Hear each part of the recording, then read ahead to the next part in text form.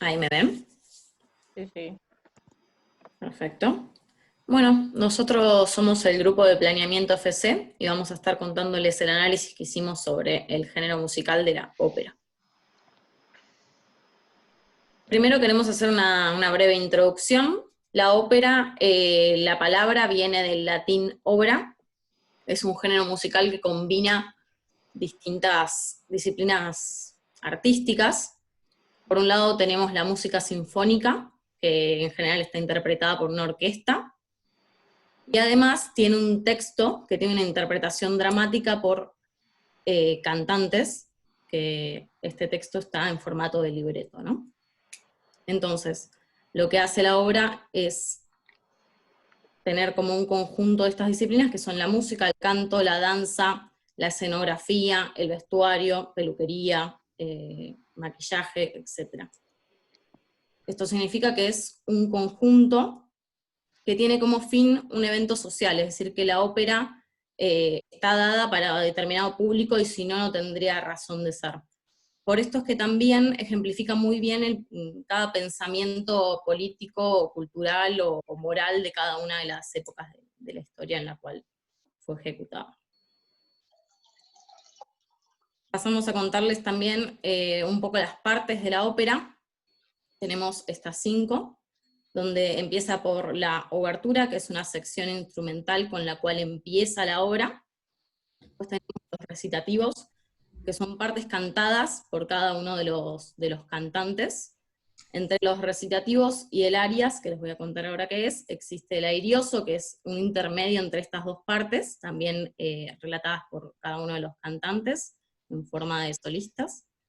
Y el arias es una de las partes más importantes de la ópera, donde se frena un poco la acción y el cantante expresa por medio sus sentimientos, ¿no? Dramáticamente por medio de su voz. Luego tenemos los interludios, que son interpretaciones musicales entre los distintos actos.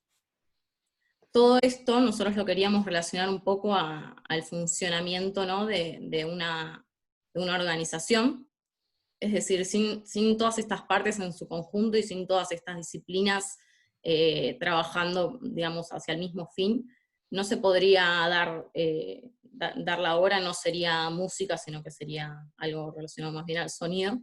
Y es algo muy similar a lo que pasa en las organizaciones, ¿no? Donde estas deberían tender a relacionarse como redes, es decir, que cada una de sus partes se relacionen en forma recíproca con la otra, y así puedan llegar a un fin en conjunto.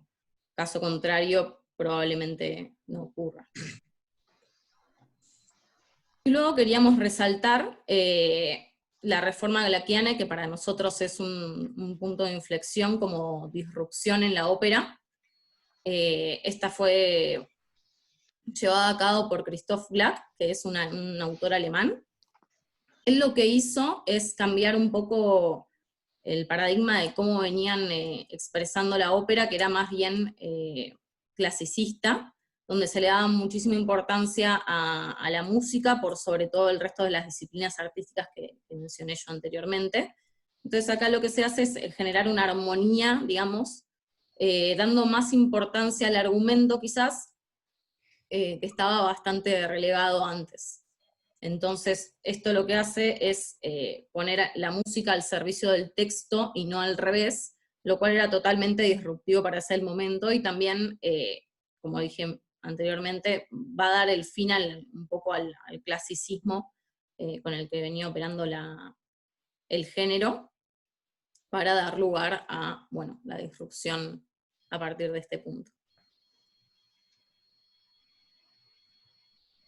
Bueno, la visión de la ópera es ser arte que perdure a través del tiempo y con trascendencia en las diferentes generaciones. Esa fue nuestra opinión de la visión de la ópera como un objetivo muy a futuro.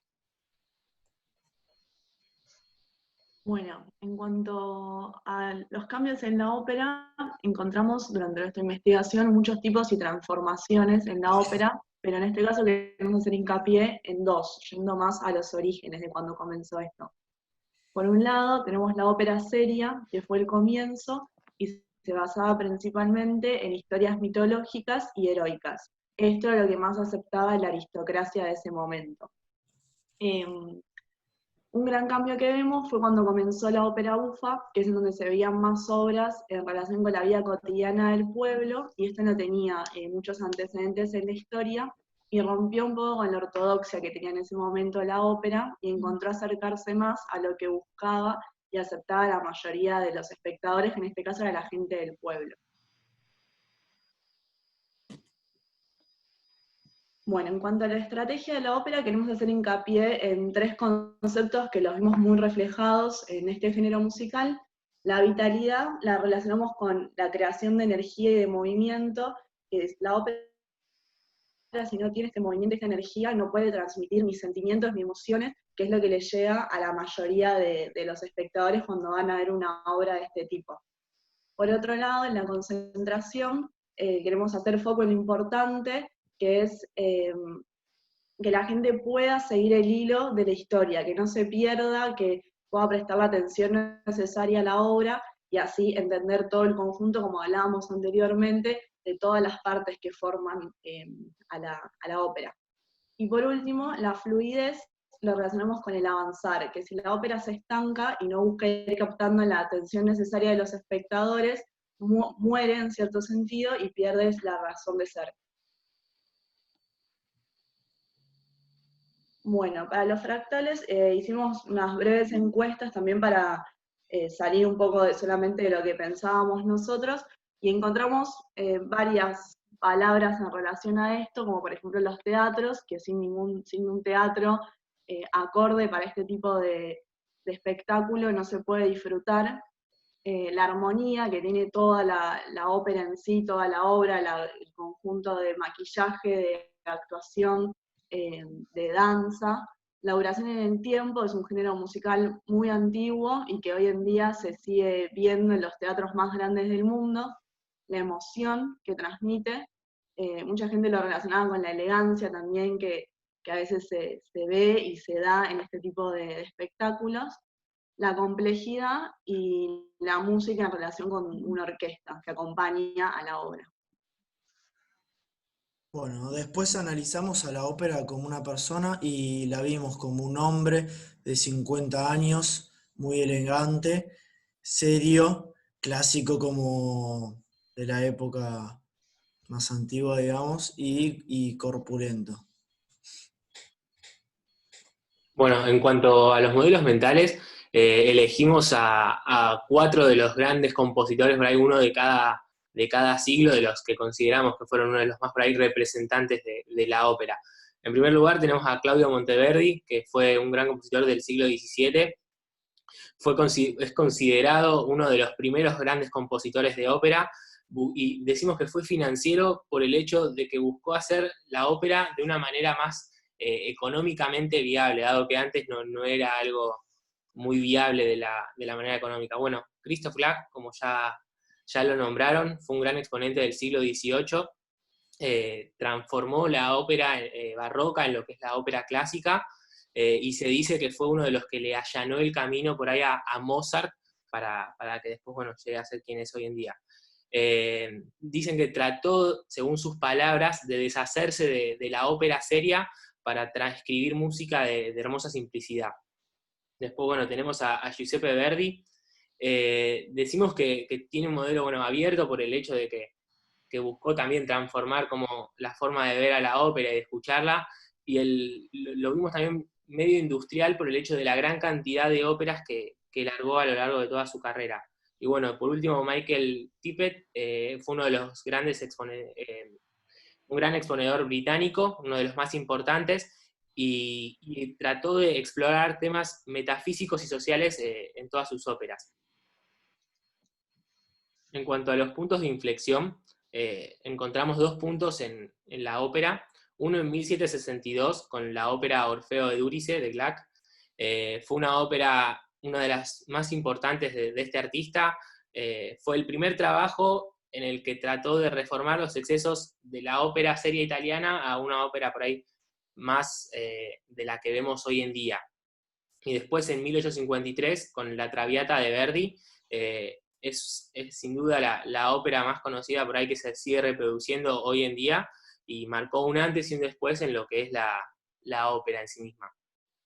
Después, en cuanto a la matriz del corredor, bueno, la establecimos en cuanto a la diferenciación por ahí que puede sentir la gente al ver y escuchar diferentes tipos de música, y en cuanto al precio, lo establecimos en un costo promedio por ahí de la entrada de ver un show o un recital de los principales géneros por ahí de música. Claramente en el corredor vemos como que la que marca el lineamiento del corredor es el rock y el pop, dejando la ópera por ahí en un lugar mucho más alto, con una diferenciación mucho mayor, y bueno, un costo de entrada mucho más alto, y bueno, la cumbia en una diferenciación mínima, y un costo medio tirando para abajo. Por eso es que queda fuera de nuestro corredor. Bueno, acá podemos ver el mercado de hoy en Argentina, que a la ópera la ubicamos como una marca premium, digamos. El tango con un poco menor del prestigio, al pop y al rock las ubicamos como líderes, y la cumbia con poco prestigio y más quedó como una marca erosionada, digamos. Después en la matriz de segmentación vincular ubicamos a la ópera como un vínculo simbologista, porque consideramos que tiene una gran identidad, prestigio y estética a la visión de la sociedad, digamos. Bueno, en la matriz de dinamismo, nuestra intención fue comparar los distintos géneros musicales con su diferenciación percibida y su grado de dinamismo. Y como dijo Mati, o sea, la ópera la consideramos que tiene una gran diferenciación percibida, que es algo bastante distinto a todo el resto, y que destaca por las demás. Pero su grado de dinamismo no es muy significativo, o sea, no tuvo muchos cambios, por más de los que mencionó Mati, a lo largo de la historia, como sí quizás unos géneros como el pop o el rock que se fueron expandiendo como redes y diferenciándose un poco más. Y en la matriz de las apuestas, bueno, es un poco lo que mencionaba recién, comparando la ópera con el pop.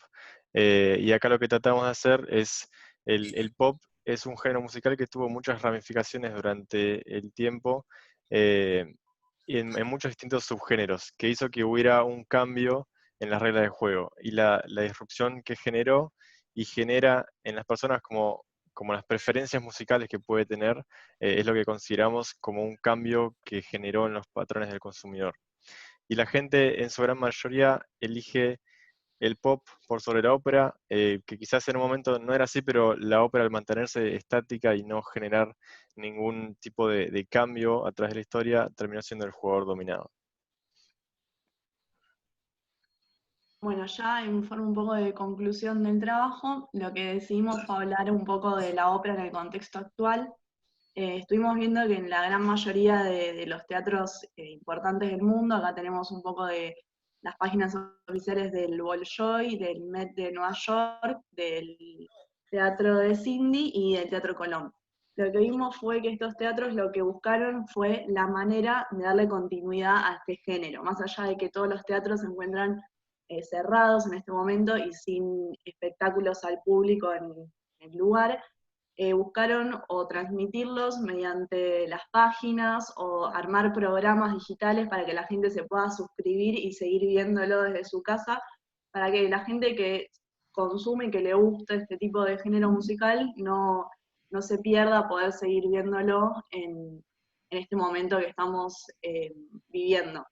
Y otra cosa que queríamos destacar es que más allá de que sea un género que no tuvo muchos más cambios en la historia comparado con otros géneros musicales, sigue perdurando en el tiempo y sigue encontrando la forma de llegar a los espectadores y que ellos lo sigan eligiendo a través de tantos años y encuentren esas emociones o esos sentimientos que buscan transmitir las diferentes obras musicales.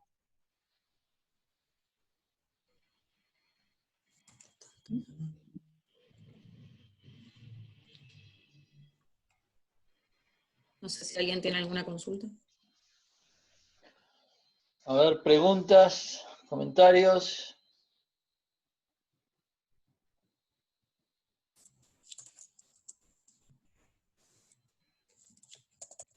Vale, ¿tenés algo? Una duda. A la hora de hacer el tema de matrices y demás, ¿por qué decidieron trabajar o mezclar géneros? Porque por ahí se nos complicaba un poco el hecho de, como no conocíamos tanto, de buscar el tema de artistas o de las principales canciones, temas o obras, era por ahí bastante subjetivo de acuerdo a la página que encontrábamos.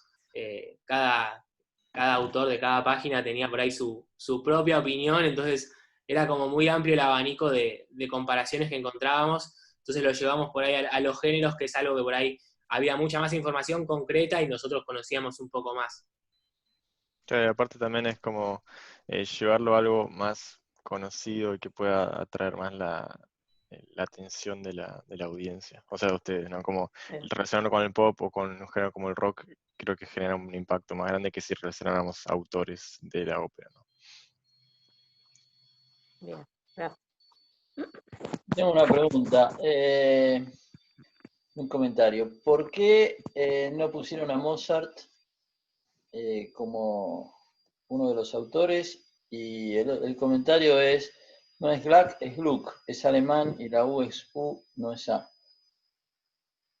En cuanto a lo de Mozart, no lo pusimos porque no encontré como que haya tenido, yo ni los chicos, tantas obras, no escribió muchas obras de ópera, entonces por eso, o sea, si bien fue un gran exponente y todo de la ópera, al no haber por ahí escrito tantas obras, no, y como ya lo habíamos nombrado con el tema de la música sinfónica, no lo metimos acá. O sea, pero leímos que estaba y todo. Les comento un poquito. Mozart en sinfonías no fue importante, pero sí en ópera. Justamente Mozart fue uno de los que, el primero que rompió con la ópera tradicional y hizo óperas de las más conocidas, que son todavía las que más se siguen ejecutando, como Las bodas de Fígaro, o La flauta mágica, o Don Giovanni, todo ese tipo de óperas que son las más conocidas y las más fuertes.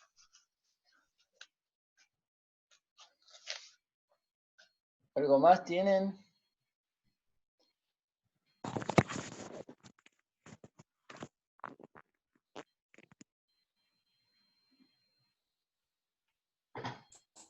¿Algún otro comentario?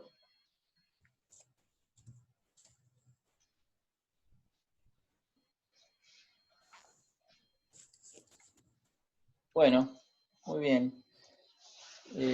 Lo que más me gustó a mí fue la presentación que hicieron para entender lo que era ópera y el armado que hicieron al principio. Eso me gustó mucho, me pareció muy interesante para entender un poco cómo la cosa funciona y cómo se compara con las organizaciones, me pareció muy bueno.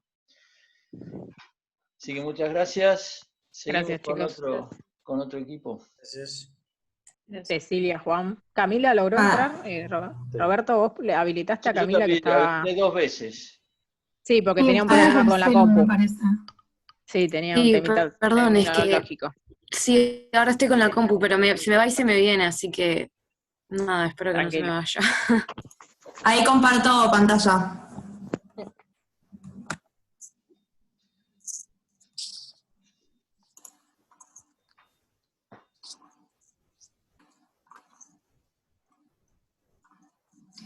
Bueno, arranco.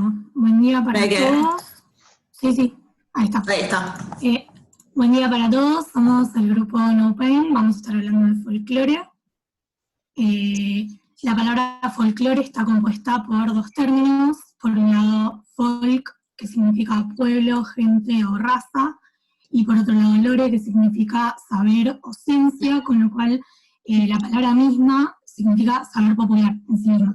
El folclore, como dice ahí, es la expresión de la cultura de un pueblo. Se trata de tradiciones compartidas que se van desarrollando a lo largo de los siglos y que se transmiten de generación en generación. Por eso el folclore es una parte fundamental de la identidad cultural de un pueblo o de una nación. En Argentina el folclore comenzó a adquirir popularidad en los años 30 y en los años 40, junto con una ola de migración interna del campo a la ciudad, para instalarse como género principal en la música popular nacional, junto con el rock en los años 50.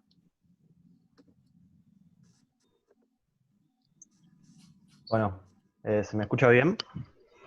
Sí. Sí, sí. Vamos a hablar un poco del folclore como organización. Se separa por lo general en 4 grupos. Los idiófonos, que son aquellos instrumentos que emiten sonido por la vibración de su cuerpo en sí, como por ejemplo una maraca o un triángulo. Está el grupo de los membranófonos, que son aquellos instrumentos que hacen sonido a partir de una membrana, como puede ser un tambor.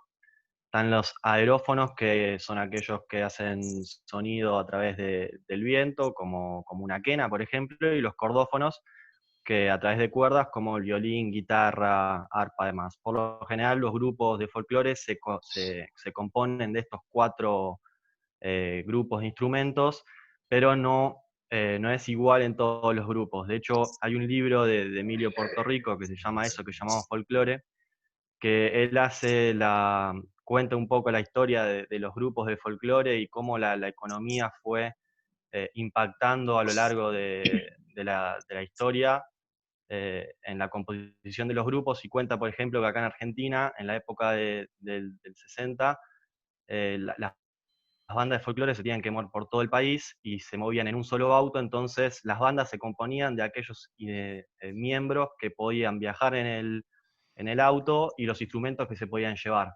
Entonces, a medida que una banda va teniendo más o menos recursos, puede incorporar más personas o más instrumentos a lo que es la banda, pero por lo general siempre están compuestas por un tambor o un bombo, una guitarra o más de una guitarra, y algún instrumento aerófono.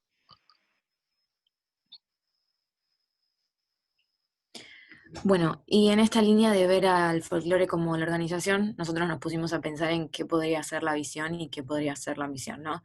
Entonces pensamos que la visión podría ser el estilo musical por excelencia, que represente las costumbres, que es principalmente a lo que apunta el folclore, y todas las tradiciones y la cultura de los pueblos, ¿no? Además de lo que de por sí es el entretenimiento para una persona, ¿no?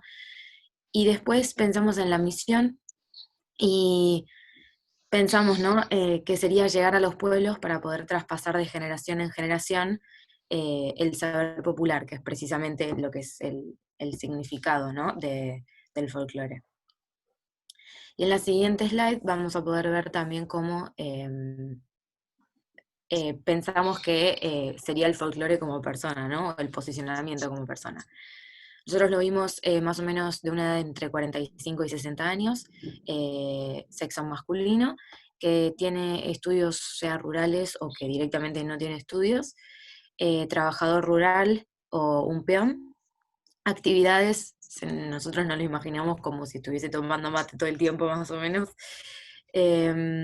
Tipo de ropa, bueno, más o menos ahí como pueden ver en la foto, ¿no?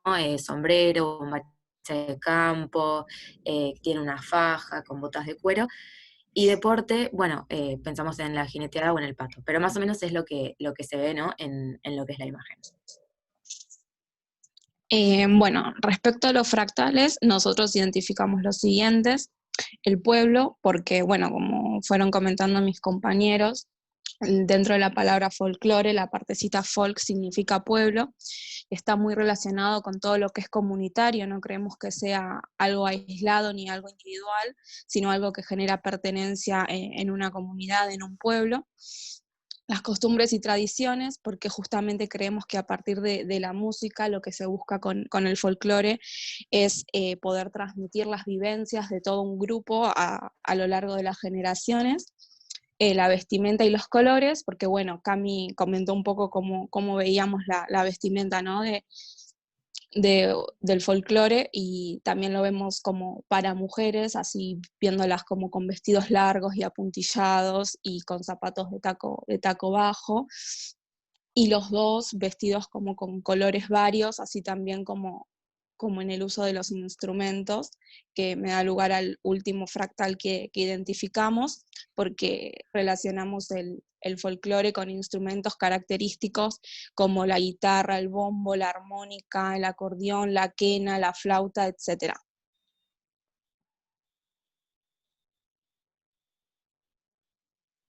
Ahí volvió el sonido. Nosotros identificamos 3 personajes, hay varios personajes característicos en el mundo del folclore, pero identificamos a estos 3 ya que vemos que dejó una huella muy importante en el mundo del folclore. El primero, Chazarreta, fue el primer difusor de la música folclórica, desde 1906 recorriendo toda Argentina con su conjunto de arte nativo. Fue quien recogió temas del folclore clásico como la samba de Vargas, la Teresita, el cacuy. Fue el primero en crear y sostener su propia empresa, su propia compañía de música y danza. Llevó el género de folclore al espectáculo y a ámbitos a donde estaba vetado el folclore, como ser teatros de las ciudades. Se lo recuerda también como el patriarca del folclore. Registró en Sadaic 395 piezas musicales propias y recopilaciones, y las composiciones de Chazarreta que presentó al público porteño, generó un intermedio entre lo que era el arte de los músicos campesinos y la música campera de los llamados cancionistas nacionales. El cancionero folclórico de Chazarreta muestra la manera, digamos, en que la modernidad, las tecnologías modernas, pueden permitir la construcción de concepciones premodernas en la argentinidad. En lo que fue, nosotros en este caso a Chazarreta lo pusimos como una mentalidad abierto holístico, teníamos esa inquietud, pero bueno, lo dejamos en abierto. Lo que fue Atahualpa Yupanqui, lo que lo diferenciaba a él de los artistas del folclore, era que ponía en sus letras, en sus poemas, todo lo que es el realismo social. Hubo una canción en la cual era distinto, ya que se le dedicó al trabajador surco, y excluye, digamos, toda mención de explotación, a lo cual también hay como una pequeña armonía entre lo que fue el capital y el trabajo. En una parte dice, muele el trapiche, canta el obrero, máquina y hombre luchando están, zafra es conjunto de voluntades, canto y potencia de humanidad. En 1945 Yupanqui se afilia al Partido Comunista y es un referente de lo que fue el realismo social. Él hizo, digamos, de lo que fue la soledad un principio musical y poético.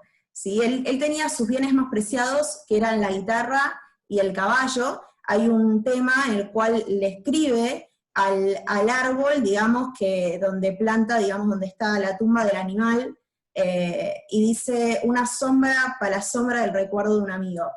Se llama El Tordillo, el tema.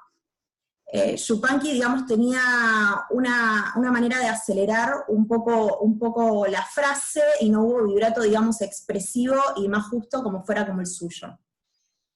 Nosotros a este mismo lo vimos como un modelo mental abierto. Y el Cuchi Leguizamón es autor de las zambas más famosas, sus obras son características por su armonía y suenan modernas sin deberle nada al jazz. El dúo salteño fue una invención de él, junto a Patricio Jiménez y al Chacho Echenique, y les indicó lo que tenían que hacer, ¿sí? Mientras él los acompañaba en lo que era el piano y la guitarra.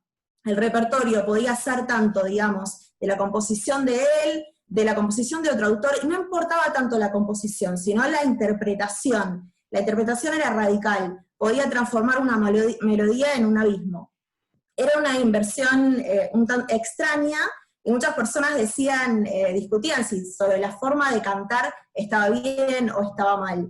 El dúo representa uno de los momentos más vanguardistas del folclore, sin la forma en que los experimentos vanguardistas asumen generalmente en el folclore, que es la reducción de medios, que era su principio básico. Fue un genial experimento sobre lo que era la textura, sobre cómo acompañar una melodía, sobre cómo las voces se relacionan entre sí. También lo fue el original estilo pianístico que tuvo Leguizamón, que transcurre básicamente en el medio del teclado y burla, digamos, la forma tradicional de la melodía acompañada. el músico renovó la música autóctona a partir de lo que fueron variaciones y riesgo artístico. Por eso decimos que tiene un modelo mental holístico. Viendo esto, nosotros pusimos distintas habilidades, un core competence de cada uno, como ser, acá en este caso, Chazarreta, que tiene habilidades en lo que fue la innovación, la iniciativa, en la visión a futuro, habilidad comercial, ya que hizo de esto, digamos, una compañía.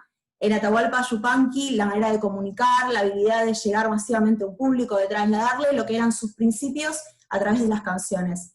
Y el Cuchi Leguizamón, que tenía la habilidad de ser arriesgado, de romper las reglas y de ser totalmente disruptivo. Bueno, a partir de estos autores pudimos consultar con gente que estudió música popular, historia de música popular, y notamos 3 grandes disrupciones en la historia del folclore. La primera, con Chazarreta, como decía Yu, fue la primera persona que lo hace a nivel popular, que lleva el folclore donde no se había visto antes y combina cosas tradicionales con modernas.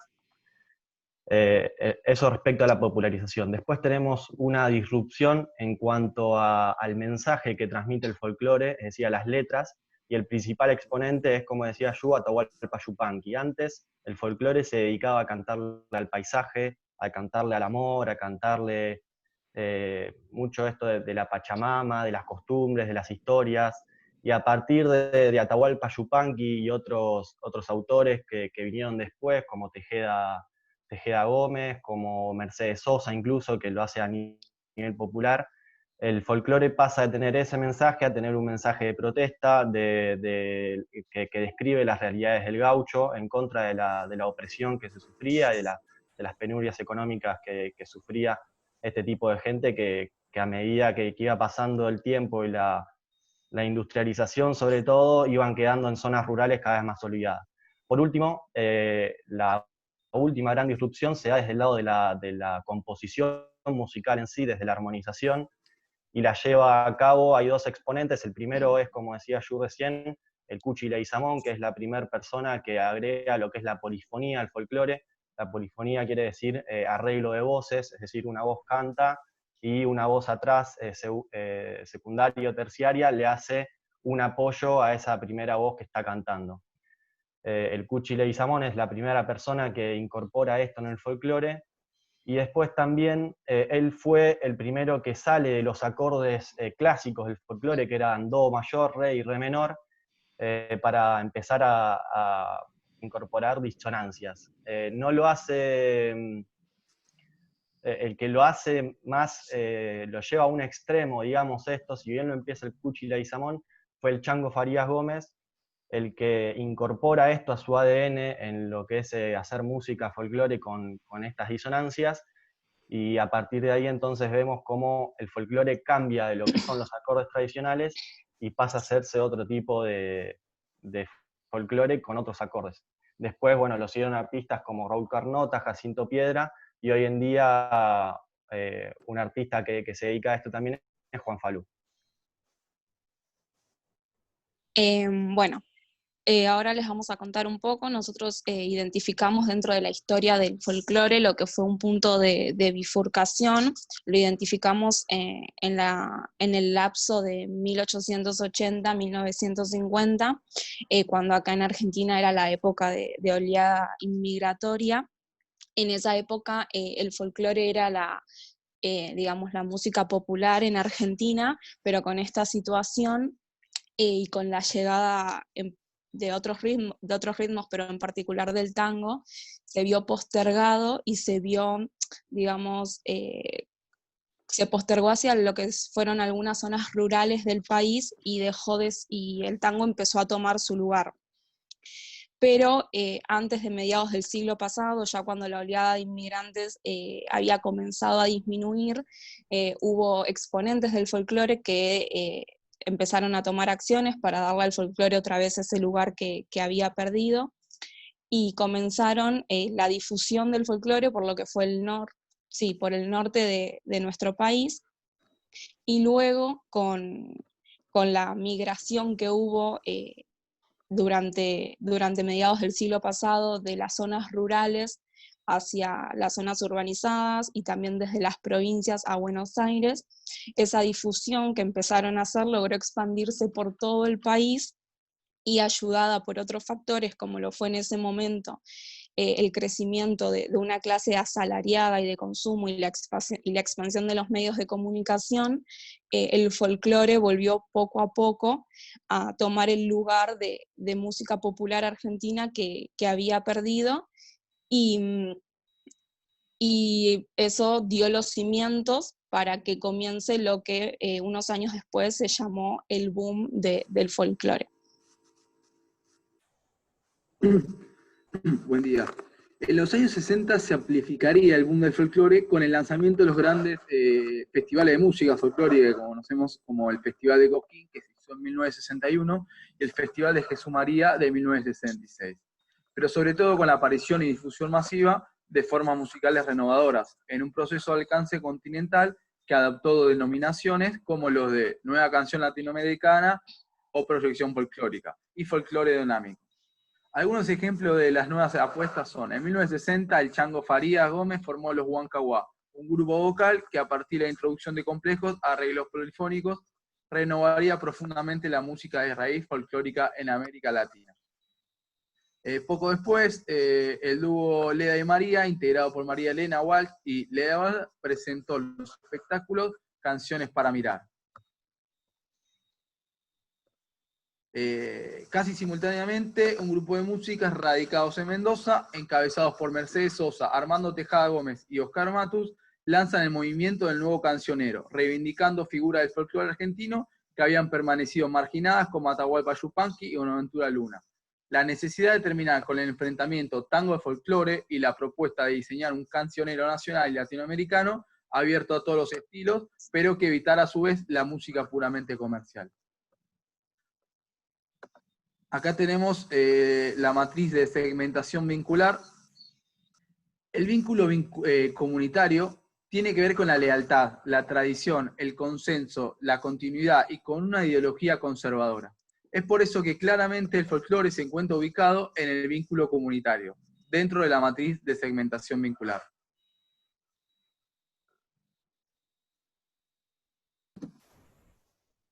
Ahí se te fue, me parece.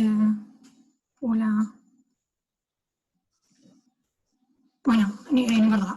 Hoy en día la globalización hace un poco que se reduzcan los rasgos distintivos que tienen las distintas culturas, y lo que hace es instalar una cultura que es idéntica para todos, con lo cual existe una preocupación, por un lado, por la pérdida del folclore como un estilo musical en sí. Las nuevas generaciones le dan un estilo propio al género, pero siempre intentan mantener las raíces del folclore. También incorporan temas en sus canciones que son de problemáticas más actuales. En las últimas décadas se ve una confluencia de la música popular argentina, tanto del folclore como del rock y del tango. Por ejemplo, en el 97 Mercedes Sosa cerró el Festival del Cosquín, incorporando a Charly García, y en el 2008 el festival incluyó en su programación por primera vez al grupo Divididos, que es un grupo de rock. Por esto y por todo lo que más o menos fueron diciendo los chicos, ubicamos al folclore en la zona de oportunidades, gracias al grado de dinamismo que viene de la creación de nuevos estilos de folclore y de la incorporación de nuevos instrumentos y ritmos. Y ahora creo que, si hay tiempo, Juancito quería agregar una cosa.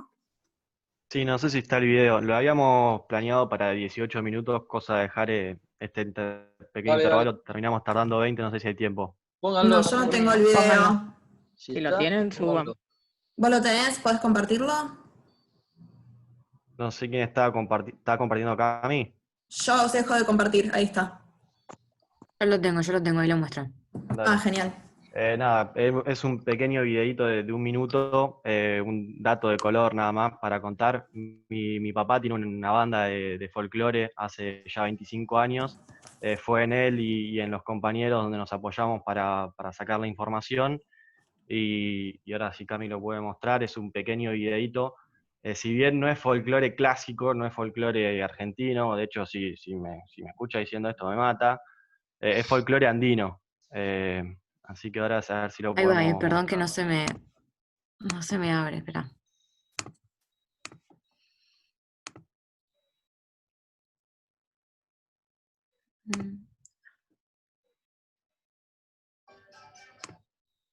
A ver, ahí puede ser. Bueno, como dato de color, hace 25 años, todos los sábados de mi vida en mi casa, es 2 horas de música continuamente, así que la conozco a la perfección. Se ve ahí, ¿no? Sí. Sí, El de la Cami. derecha de todo es mi papá. Está tocando el charango. Ah, no se escucha. Qué lástima. Se escucha bajito. Sí, se escucha bajito. Bueno, es folclore andino y también hacen cumbia colombiana. Están más orientados a la música de lo que es Bolivia, más al norte sobre todo. Bueno, tienen sicus, se pueden ver sicus a distintos tamaños. Como yo decía antes, la organización como folclore se separa en lo que es aquellas personas que tocan, por ejemplo, atrás está el guitarrista con mi papá al lado, que toca el charango. Por otro lado está el grupo que toca instrumentos de viento, en este caso son todos sicus, y después al fondo también está un redoblante y el bombo. Bueno, eso, espero que les haya gustado. Si tienen alguna pregunta, respondemos. Vale. ¿Algo más? Estuvo muy interesante. Entiendo que tomaron a los referentes más tradicionales del folclore, ¿no? Desde la investigación que estuvieron haciendo. Sí, los que dejaron, digamos, como marcaron como una huella en el folclore, porque había varios, la verdad, personajes importantes. Bien. Nos basamos por ahí, había un libro que es de Oscar Chamosa, que es del folclore mismo, y ahí también marca estos mismos que fuimos diciendo. Bien. Gracias, chicos, por mi parte. No más preguntas. Mi pregunta, ¿por qué no pusieron a los chalchaleros?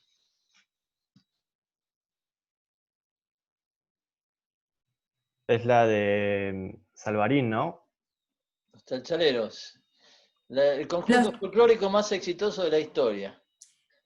No lo sumamos porque aparecía después de la época, digamos, de los 60, que fueron el boom en la época del Cosquín, digamos. Entonces, como que hicimos como un parate primero antes de los 60, entre el 1900 y 1940, y elegimos y seleccionamos a esos personajes. Sí, lo orientamos más que nada también por el lado de lo que fueron las disrupciones, lo que mencionaba yo justamente del cambio en las letras, en la melodía y en la popularización sobre todo. Entonces más que nada también lo fijamos por ese lado. Por eso fue que hicimos tanto hincapié en los artistas de el Cuchi Leguizamón, en Atahualpa Yupanqui y en Chazarreta. Sí, más en autores que en ejecutantes fueron ustedes. Porque ellos también ejecutaban, pero eran más como autores que después lo fueron replicando otros que cantaban y grupos y demás. Pero bueno, está. Dejamos igual bastantes grupos así conocidos. Los nocheros, si bien son más Contemporáneo. Son más contemporáneos y también es otro tipo de folclore porque están más orientados a lo que es lo vocal. También es un grupo que podríamos haber destacado, pero decidimos dejarlo afuera también, porque no nos pareció orientarlo para ese lado, sino para lo que decía recién. Está. Perfecto. Muy bien, muchas gracias. Gracias, chicos. Gracias. Javier, Mariano, Patricio.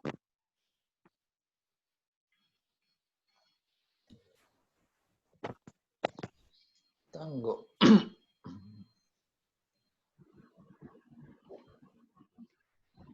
Bueno, buenos días. Somos el equipo Leiter y nos tocó presentar al género musical tango.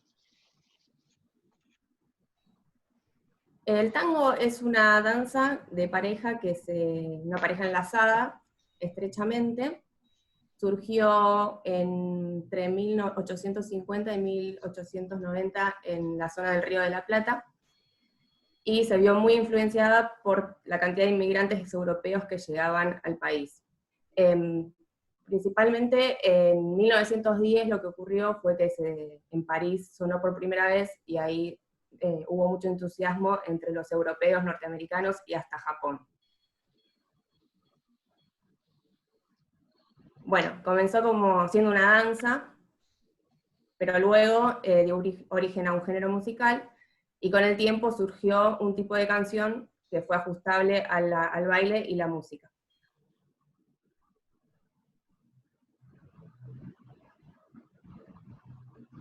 Bueno, nosotros el tango como persona lo definimos como un hombre maduro de entre 50 y 60 años, siempre vestido elegante, utilizando saco, pantalón con tiradores, moño o corbata y zapatos. Extrovertido, siempre se caracteriza por su simpatía, amabilidad, pero siempre sin perder su toque de picardía, y como un galán entre las mujeres, destacándose por su destreza de baile en el salón, de baile de salón, perdón.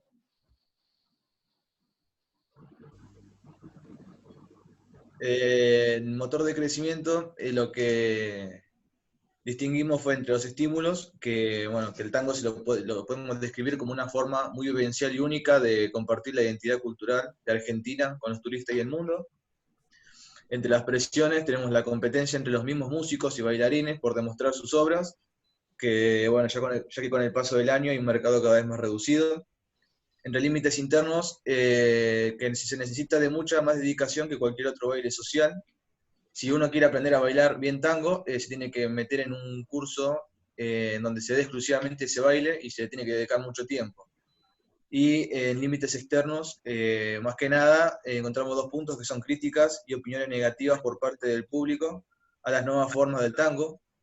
Esto debido a que en los últimos años hubieron compositores que se animaron a realizar cambios en su instrumentación y también en su forma musical. Un ejemplo de esto es Piazzolla, que más adelante lo analizaremos. Y hay una lucha entre la innovación para modernizar el género y mantener las raíces del mismo. El público más conservador del tango claramente está en total desacuerdo con este nuevo tango que se está desarrollando últimamente.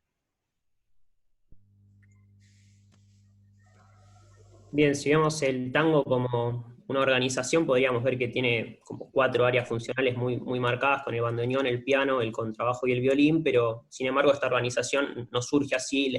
Originalmente estaba compuesta por el violín, la guitarra y la flauta, y es justamente el punto de bifurcación con el bandoneón el que nos marca la salida de la flauta, que marcaba un ritmo mucho más vivaz, más saltarín, dicen, y le da ese tono mucho más melancólico, empiezan a arrastrarse las notas.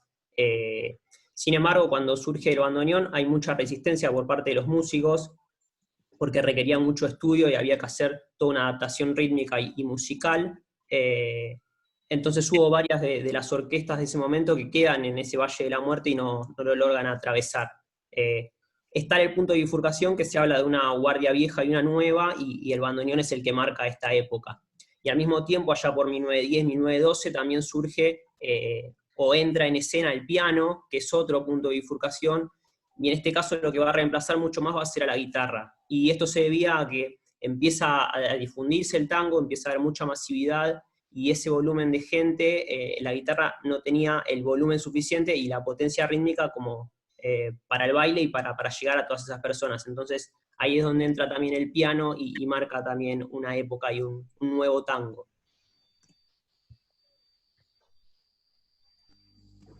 Bueno, acá vamos a hablar sobre el tango y los medios.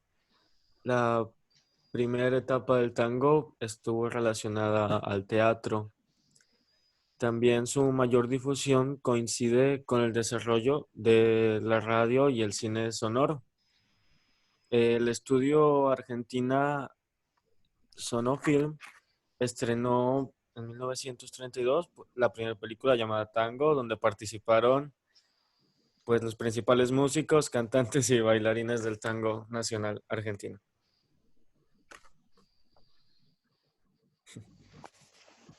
Bueno, ¿qué tal? Buen día. Con respecto a lo que son los grandes del tango, acá tenemos a Francisco Canaro. Tenemos un modelo mental, lo definimos como un modelo mental holístico. Se dice que fue un compositor de tangos, violinista y director de orquesta. Su primer violín estuvo hecho con latas de aceite de la fábrica donde trabajaba. Esto le servía para iniciar su carrera, y después, cuando tuvo más dinero, compró un violín de madera. Produjo exitosas revistas para el teatro musical, aunque no fueron su creación. Y una particularidad, lo que hacía es que tomaba los tangos y los modificaba y los convertía en sinfonías. Después también lo que hizo Canaro es fundó la productora Río de la Plata, que no fue exitosa, fue pionero del jazz y luchó por los derechos autorales, que en esa época no eran reconocidos, hasta que creó SADAIC, que es la Sociedad Argentina de Actores y Compositores de Música. Bueno, con respecto, siguiendo con Canaro, con el modelo mental holístico, tenemos lo que es el Core Competence. Fue disruptivo en la manera de crear una orquesta. Por ejemplo, una orquesta está compuesta por un bandoneón, un piano, un contrabajo y un violín. Él formó una orquesta de estructura de sexteto, o sea, 2 bandoneones, 2 violines, un piano y un contrabajo. Después no tuvo un estilo definido y se adaptó a cada momento, tampoco entró en competencia. Hacia 1925 inició una gira por Europa, después también el interior del país, y también incursionó en la radio. La primera gran estrella del tango fue en ser contratado por la alta sociedad y logró un éxito internacional y una gran fortuna.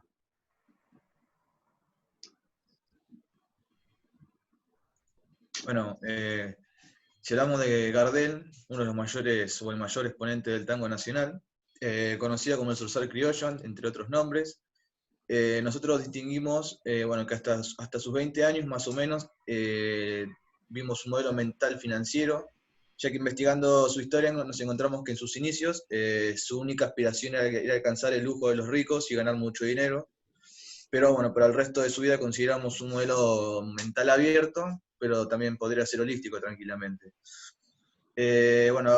Aporta una voz de alta calidad a un género que ya daba excelentes compositores e instrumentistas, pero aún sin grandes cantores. Se lo considera como uno de los intérpretes más importantes de la música popular mundial en la primera mitad del siglo XX. Formó un dúo exitoso con José Razzano y también con Alfredo Lepera. Con Razzano formó el dúo de 1915 a 1925, y este fue lo que le permitió a Gardel tener su fama internacional. Y en cuanto a Lepera, se cree que fue y será la mejor sociedad que tuvo el tango. Lepera fue compositor de casi todas las canciones de éxito de Gardel y también escribió el guión de la película que protagonizó Gardel. Y dio a conocer al tango en su formato lamento cantado a todo el mundo, ya que desde un principio el tango original era música alegre que se bailaba en las fiestas de las clases populares de Buenos Aires. Y bueno, y Gardel dio a conocer el lamento cantado, que es más como una música nostálgica, que los porteños aprendieron a admirar y a bailar y que llegó a ser conocida mundialmente.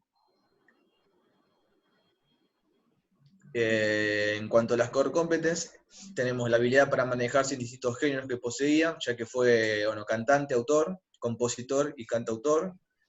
La habilidad para transmutar su figura en los personajes de sus canciones. Esto sería como la habilidad que tenía para meterse en carne propia en el personaje, lo que demostraba su gran dedicación.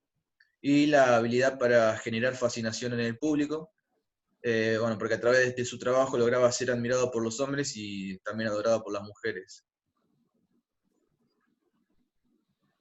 Y si analizamos sus fractales, tenemos que sus frases y su música eran imposibles de imitar hasta hoy en día.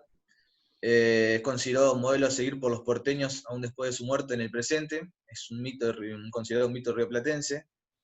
Y cuando hablamos de la simbiosis con el tango, esto lo decimos porque es como algo que no se puede separar. Si uno piensa en el tango, lo primero que se te viene a la cabeza es Gardel, y si piensas en Gardel, rápidamente lo asocias con el tango.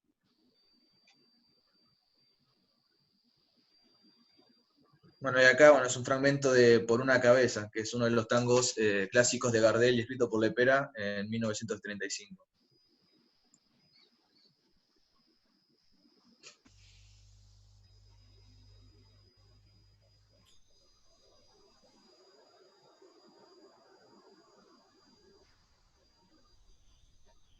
¿No se reproduce?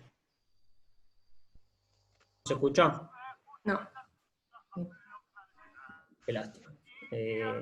Ahí se escucha bajito. Ahí va. Pero le falta fuerza, le falta potencia.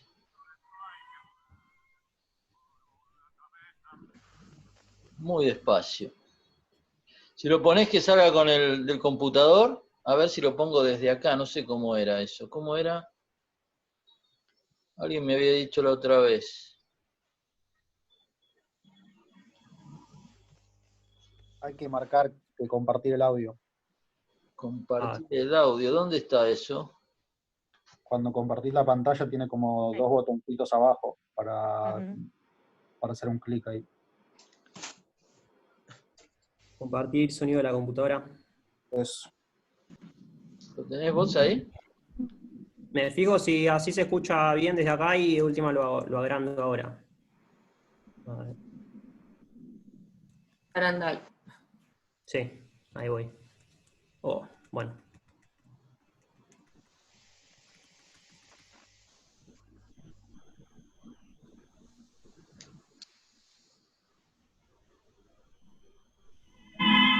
Ahora sí. Ahí va.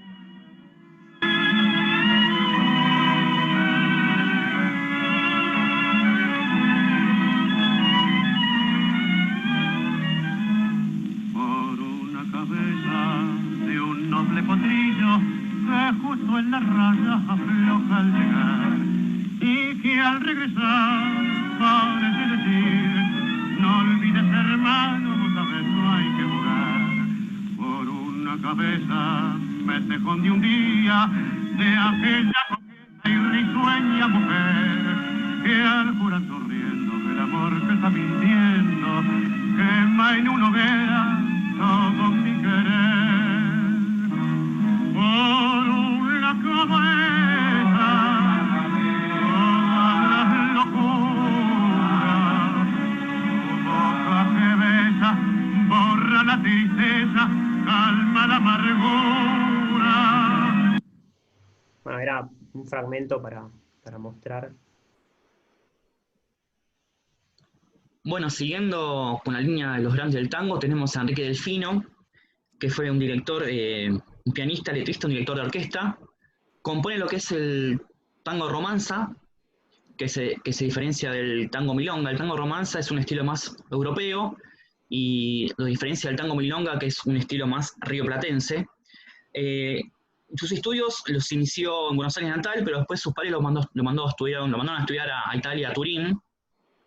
Y bueno, ahora que la música, con respecto al tango romanza, es un estilo más refinado, artístico, romántico, es europeizado. Bueno, logra que la música y la letra empiecen a interactuar, y bueno, lo que hace, crea un molde musical del tango canción. Esto es reduciendo de 3 partes a 2 partes. Esto significa que es estribillo y estrofa, en el orden A-B, C-B. Y acá hay un... perdón. En cuanto a Julio De Caro, fue un violonista, fue compositor, fue director de orquesta, fue otra de las personas, de los influyentes y los disruptivos en el tango. Se habla también de una era decariana, es el que marca quizás la transición entre la nueva y la vieja guardia. El punto esencial es que diseña un sonido orquestal mucho más sentimental, mucho más melancólico, pero sin perder lo arrabalero que venía del tango en ese momento. Logra como imponerle algo mucho más instrumental y melancólico. Si bien el público no lo nota, sí a nivel instrumental, en la escritura musical cambia de un compás de 2x4, o sea, de 2 negras por compás a un 4x8, 4 corcheas, y esto lo que hace es ajustarse mucho más al paso básico del baile, y es quizás también en este modelo mental abierto como él le logra relacionar no solamente la música, sino también ver cómo unirlo con el baile y tener noción de esa época. Lo que fue Gardel vocalmente para el tango, De Caro lo fue instrumentalmente. En su core competence vamos a ver que bueno, nace en una familia donde el padre tenía un conservatorio, con el hermano estudian, tienen una alta formación técnica, esto es lo que le permite darle esa instrumentalidad nueva al tango. Empezó a leer y a practicar la música popular a escondidas porque el padre quería que siguieran una carrera universitaria, que se dedicaran a música para la alta sociedad, y veía al tango como música popular relacionada con los prostíbulos, con lo arrabalero, y no quería eso para él. Y esta formación técnica tan alta lo que lo llevó también es a despreciar mucho a los cantores, porque decía que no estudiaban, que llegaban, improvisaban y desafinaban, y le cuesta mucho aceptar el papel que tiene el cantor en el tango, y eso lo hace quizás quedar rezagado en la historia. En su afán de experimentar empieza a agregar orquestas muy grandes o a tratar de buscar nuevos sonidos, el público no lo acepta, no logra ser disruptivo. Después trata de volver sobre él y sus orígenes, pero ya había quedado viejo, muy anacrónico en el tiempo, y es por eso quizás que no es tan conocido, pero marcó una gran etapa en el tango en su momento.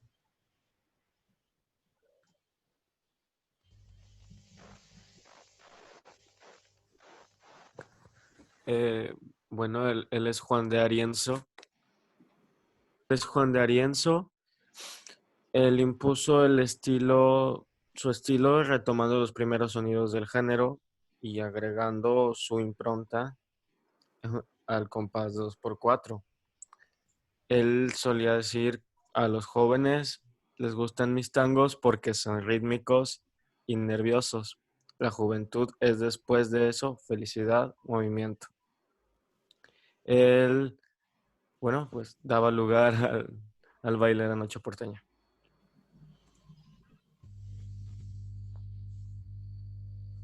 Bueno, por otro lado tenemos a Astor Piazzolla. Se escucha, ¿eh? Por otro lado tenemos a Astor Piazzolla, que fue un bandoneonista y compositor conocido como el asesino del tango. En 1933 estudió música con el pianista Bela Wilde, quien lo introdujo en el universo sonoro de Bach. Al año siguiente conoció a Gardel, con quien entabló una gran relación de amistad, quien lo oyó tocar y lo invitó a participar de la película El día que me quieran. También lo invitó a formar parte de una gira por América, en la gira en la que Gardel perdió su vida. Y bueno, Piazzolla por su corta edad no pudo viajar. Por otro lado, consideramos que tenía un modelo mental holístico, porque salió de lo que es el tango tradicional y se atrevió a fusionar el tango con otros distintos géneros musicales, introdujo el bandoneón y composiciones novedosas. Su música era conocida como jazz tango.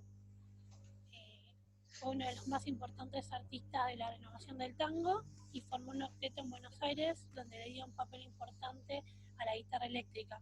Varias versiones del octeto influyeron en la futura evolución del tango debido a sus novedades rítmicas y contrapuntísticas. Por otro lado, identificamos como core competence su habilidad para mezclar el tango con otros géneros musicales. Casi no se escucha, ¿eh? Su habilidad para desenvolverse dentro del jazz, que esto también lo llevó a plantearse la idea de lo que es abandonar el tango y dedicarse específicamente al jazz. Y bueno, su habilidad para componer a medida para orquestas de otros.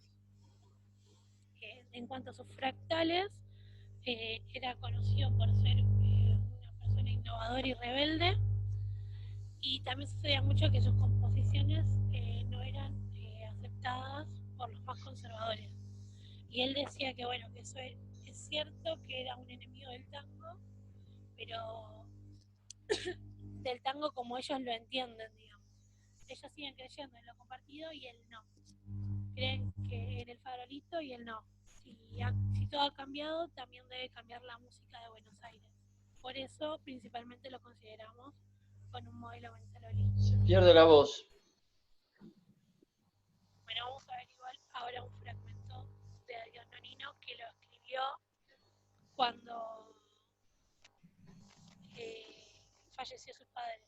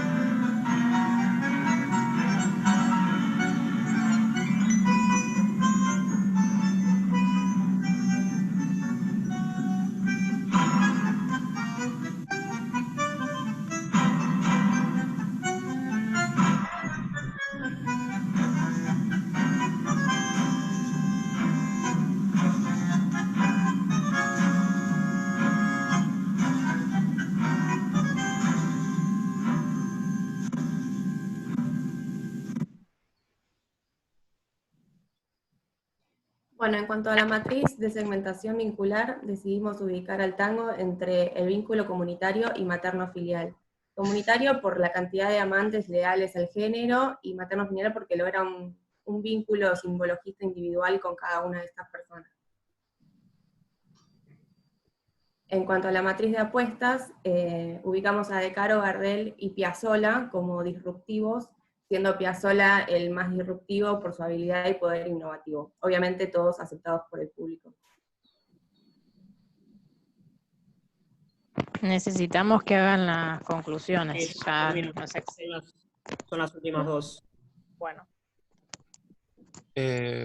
Bueno, el tango tuvo su apogeo en 1950, impulsado hacia, bueno, por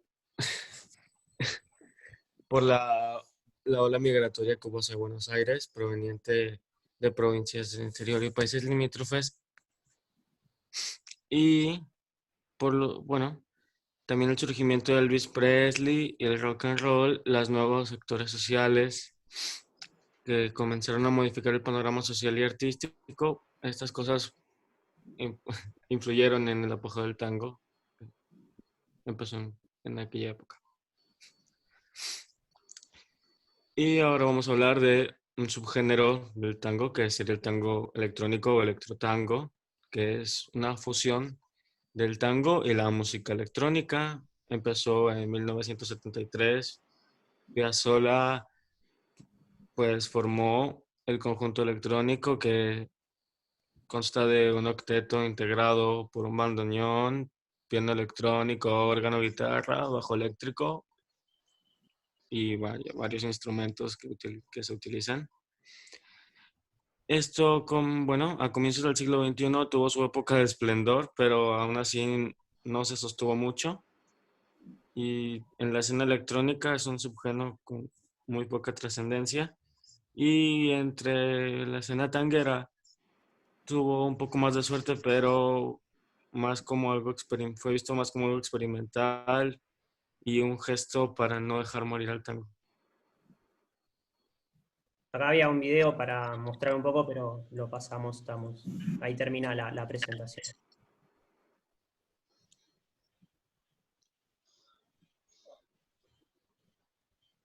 Bueno, preguntas, comentarios.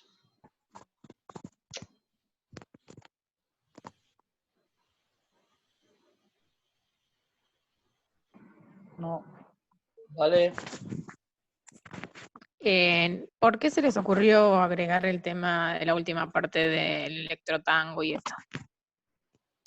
¿Era tratar de traer el tango a hoy, o quizás mostrar como, o por un lado algunos dicen un manotazo de ahogado de tratar de resurgir el tango y de no dejarlo morir en esas raíces y que esté vinculado a lo antiguo o a las personas mayores? Por otro lado, no fue disruptivo, no logró tener aceptación en el público. Nos pareció algo que no es muy conocido por todos, y que es algo relativamente nuevo porque surge del 2000 para acá, pero así como lo es disruptivo por mezclar electrónica con tango, no llegó a pegar en el público. Gracias. ¿Alguna pregunta más? ¿Algún comentario?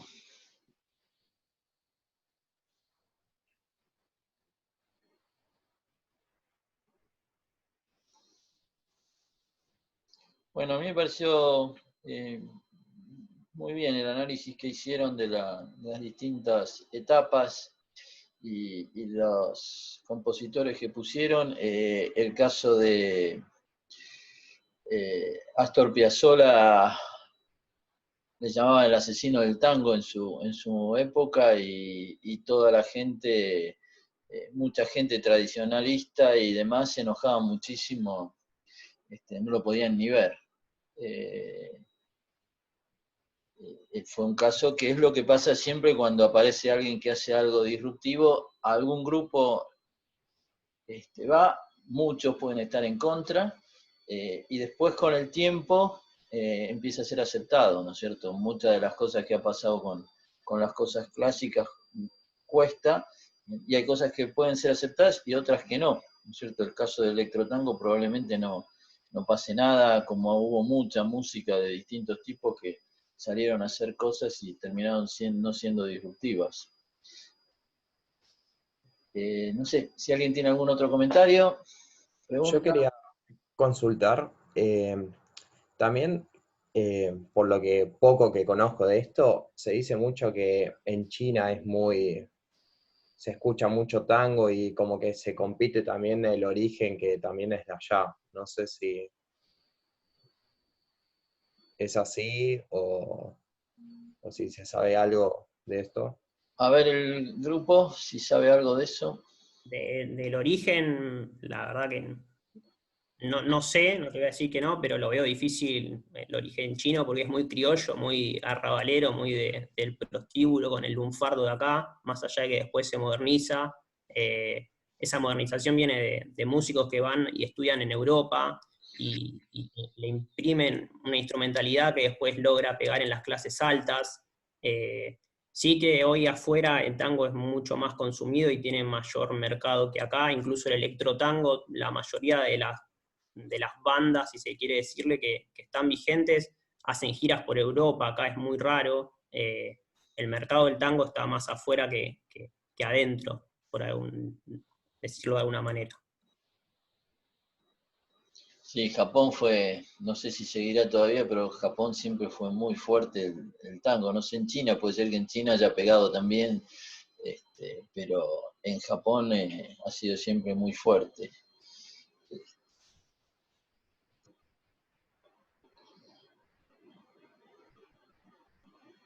¿Alguna pregunta más? Bueno, paramos acá. Muy bueno, muchas gracias. Gracias, chicos. Y el último grupo de hoy, Carolina, Juan, Fernando. Estamos.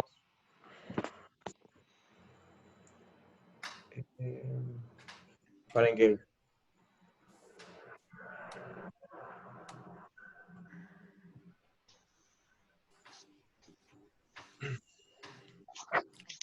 Bueno, ahí estamos. Buen día a todos.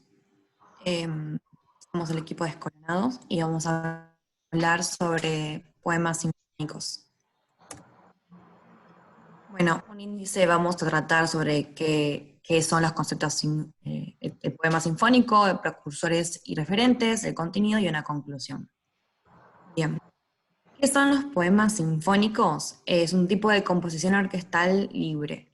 Tiene elementos extramusicales como son poemas, cuadros, escenas, y todos son reflejados en el título. Y el público generalmente conoce de qué se trata.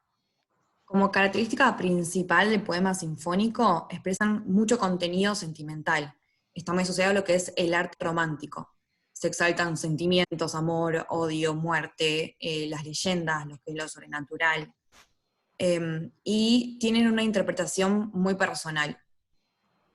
No son sinfonías, porque suelen ser mucho más breves, y no están divididas en movimientos, sino que es propio del diseño del compositor. Ahí sí pasamos al siguiente slide.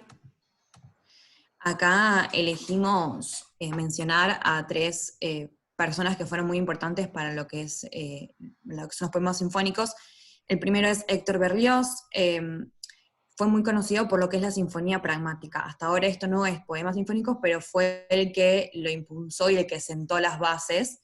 Bueno, tal como dije, se basa en datos extramusicales, y hay una idea y un símbolo predominante a lo largo de toda la obra. Más o menos suelen ser de 45 minutos. Y bueno, se hizo muy, muy conocido por lo que es la Sinfonía Fantástica, que es como una autobiografía romántica para un romance que tuvo él, que bueno, no lo vamos a explayar acá, pero que consta de 5 movimientos. Se llaman Sueños y Pasiones, Un Baile, Escenas del Campo, Marcha del Patíbulo y Sueño de una Noche de Aquelarre.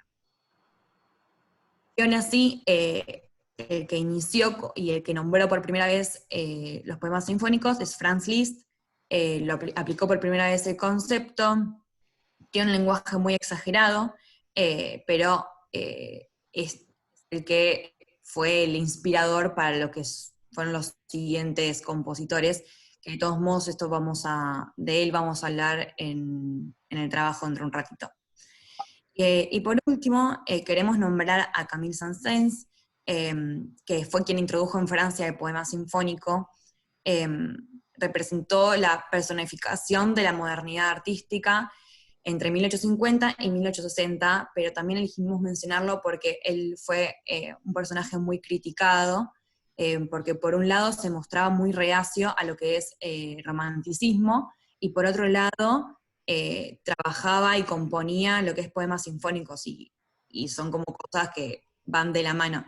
Entonces acá, asociándolo con conceptos de la estrategia, es como que consideramos que él mismo no tenía una visión o un mismo lineamiento a lo largo de su carrera. Nos resultó llamativo por esa parte.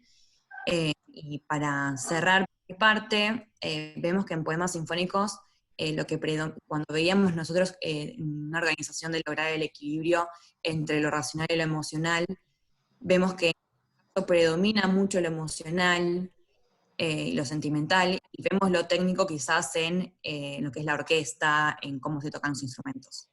Así que bueno, ahora Caro. Bueno, hola. Con respecto a Liszt, como mencionó Pau, él fue como no fue el inventor, pero fue el que como que nombran como que a partir de él fue la invención de los poemas sinfónicos. Al tiempo de que los poemas tienen relación con la tradición sinfónica, él lo que hace es renovarlo adoptando una nueva idea poética central. Él encontró su método a través de dos técnicas compositivas que los usó en sus poemas. La primera de ellas fue la forma cíclica, que estos dos métodos no son nuevos, porque ya, por ejemplo, esta forma cíclica fue utilizada por Beethoven, pero lo que él hace es ir un paso más allá y combinarlo con movimientos separados, pero en una sola estructura cíclica de un movimiento único. Y el otro método que él utilizó fue la transformación temática, que es la evolución de una misma idea musical por medio de varios procedimientos, y así daba lugar a atmósferas diferentes, por ejemplo, lírica, marcial, juguetona. Era como una persona bastante distinta, Liszt, en esa época. Pasando al siguiente slide, lo que hicimos fue analizar cómo era Liszt, y encontramos un lugar donde decía las ideas que él tenía, las cosas que él decía. Por ejemplo, necesitamos lograr mejorar el estilo de la actuación. Un director debe conducir y actuar, no solo seguir el ritmo. O por ejemplo, una persona de cualquier calidad mental tiene ideas propias, lo cual es el sentido común de la persona. Y también otra cosa que él decía, que el público siempre es bueno. Él le daba mucha importancia al público para que justamente el público acepte y tener repercusión en ello.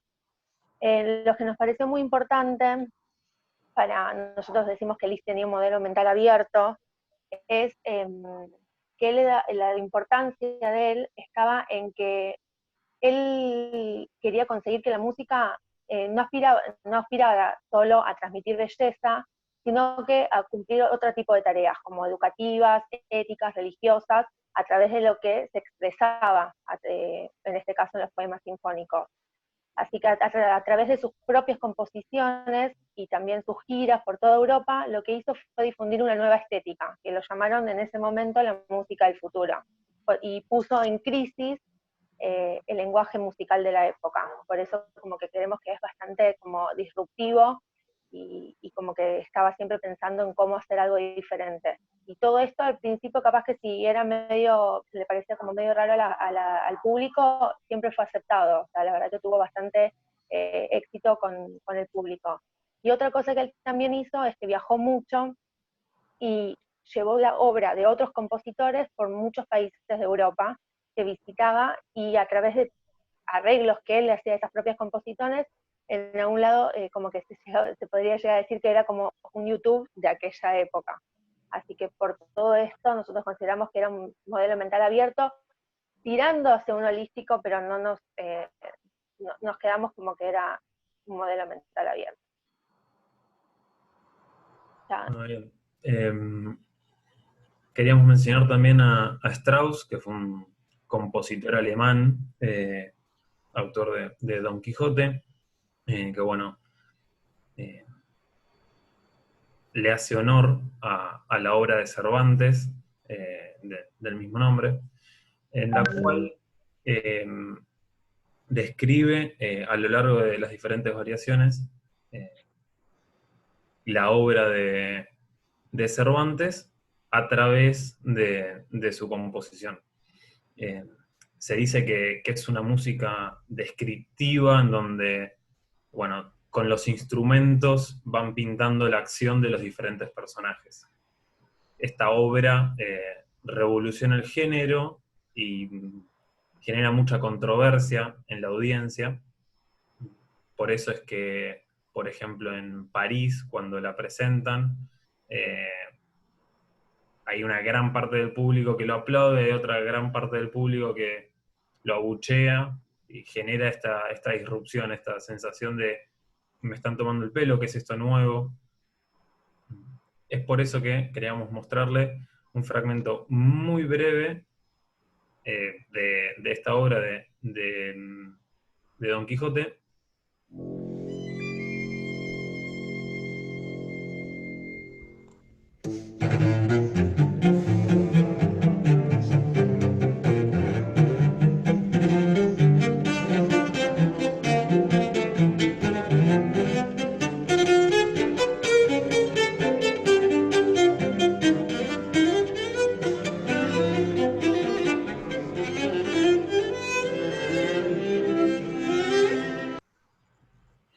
Acá el rescate que queríamos hacer es como el violonchelo solo representa a Don Quijote, le dan esa escena protagónica, lo ponen adelante, en primer plano, y es como el protagonista de la escena, y a su alrededor, con los otros instrumentos, quizás con una viola, a veces con un clarinete, representan a Sancho Panza, y bueno, se nota el carácter emocional y la emoción que le pone quien está tocando el violonchelo a esta obra.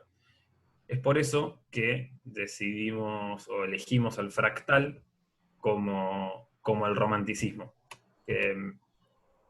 Es un romanticismo tardío, con la finalidad de mover sentimientos, despertar sensaciones. Habla de descubrir esta escena mediante la música. Hay que tener una percepción, un sentimiento, conocer la obra y poder entender qué es lo que está tratando de transmitirnos con esta música. Bueno, bien, los dejo con Fer. Bueno, yo les voy a contar sobre otro autor que es Camille Saint-Saëns, es francés, y él vivió del 1835 a 1921. Para entender la música hay que entender el contexto social en que se vive. Entonces, estos dos títulos grandes que se ven son dos obras que se crearon, que él compuso, El Carnaval de los Animales y La Danza Macabra. El Carnaval de los Animales, vos le preguntás a la gente que está metida en el tema, en esto de la música, y lo conoce, es como el referente, el hit. Y esto, en relación con la persona, se publicó cuando falleció, ¿ok? ¿Y cuándo fue el boom? Cuando se introdujo en el teatro con esta es una imagen del Lago de los Cisnes, es la muerte del cisne negro, y tiene relación con lo que venía diciendo Juan, como por ejemplo lo del Quijote. Y después la danza macabra se creó en el contexto de la Primera Guerra Mundial, de 1914 a 1918. Entonces, si vos comparás una con la otra, hay mucha diferencia en los sonidos. En cuanto a la persona, como también se viene diciendo, fue el sucesor de Liszt y era muy crítico, se lo consideraba elegante, y eso es que tenía como una doble impresión con la gente. Era una persona muy culta, sabía matemáticas, escribía, le apasionaba la astrología y pasaba sus inviernos en Argelia. Entonces, en ese contacto con otra cultura, él sacaba nuevos sonidos para sus composiciones.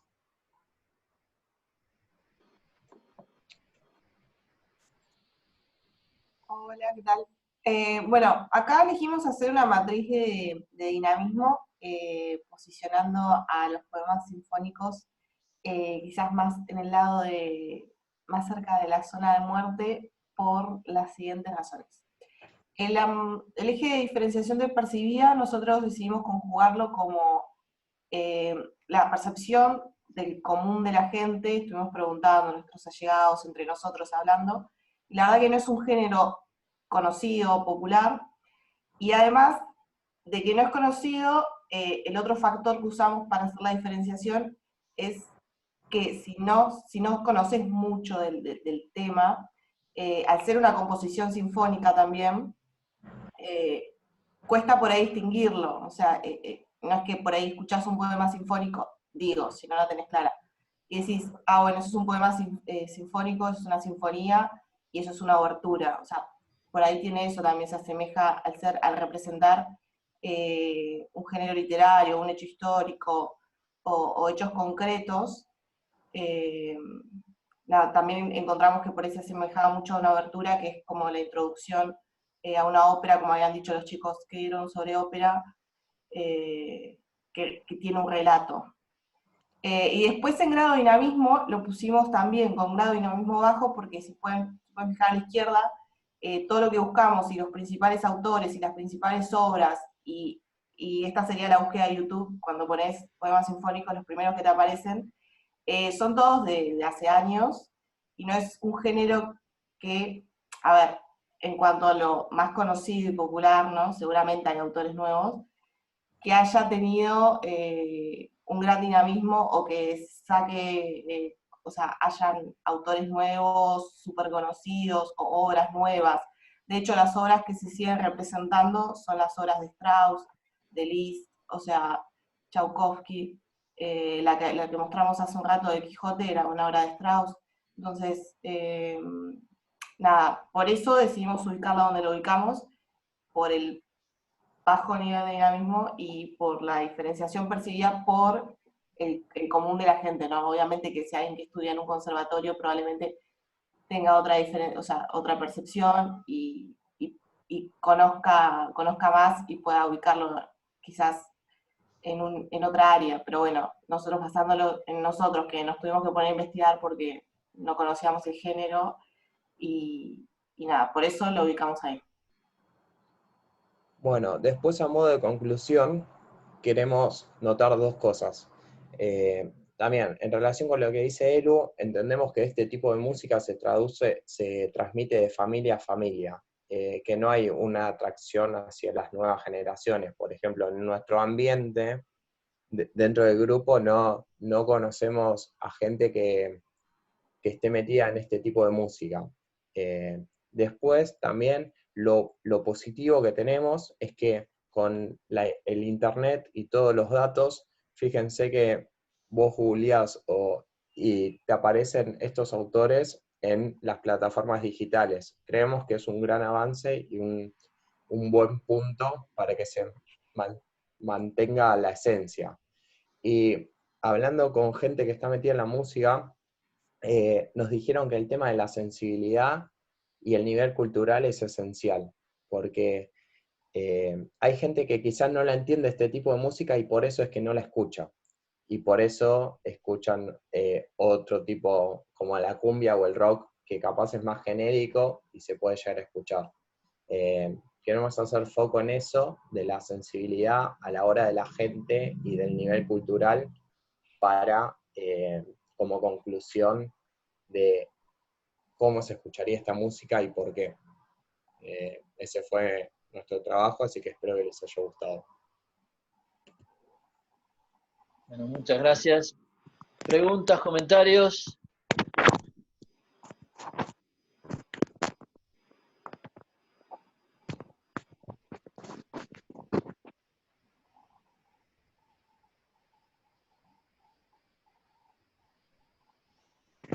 Vale.